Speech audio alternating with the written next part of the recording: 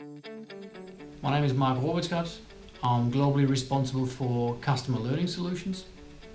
We are a globally operating company, and training and supporting our customers in the field comes with great responsibility, but it can also come with a set of business challenges. So if clients are employing new employees, we need to make sure that at all times they have the right skill sets in compliance to operate our equipment. If something unexpected happens, we need to make sure that there is a method to solve that problem quickly and efficiently. So we as Sealed Air wanted to reimagine the way our valued customers interact with our systems and solutions in the marketplace. We were then really able to develop a turnkey customer support solution, which had elements of training, troubleshooting and maintenance, as well as remote support elements in there, using augmented reality in a very innovative way. The Sealed Air project was a real challenge for us because we had to identify this product, but it came in several configurations, so you could have 1, 2 or 3 bottles. And also over time they changed things like branding and some of the elements within the product. So we had to be very careful about how we were going to identify. We needed it to be accurate, but we also had to have the flexibility so that it was easy for the user and everything was understood.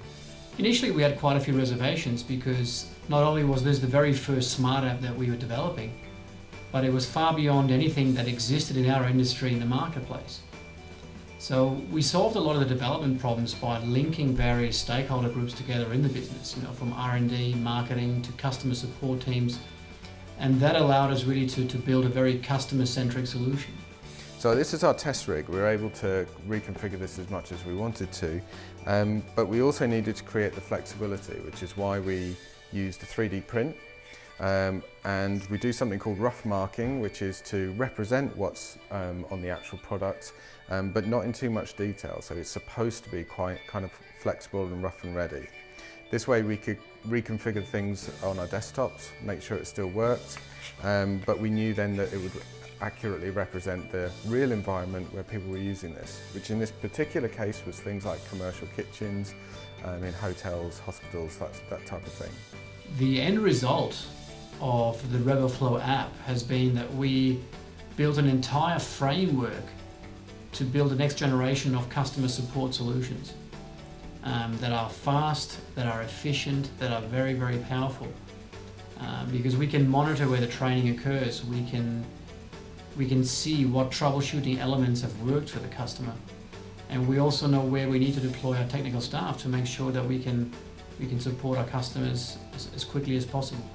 Ultimately, we were able to devise a really good plan on how we were going to allow the user to diagnose problems, train and troubleshoot in situ as quickly as possible, so that they could resolve as much of the issues they might come up against without any fuss or hassle or having to contact third parties.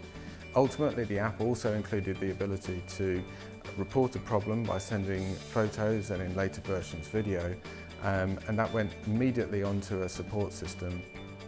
Thereby the client could decide what was the best form of action, whether to call a technician out or to allow the user to deal with it themselves.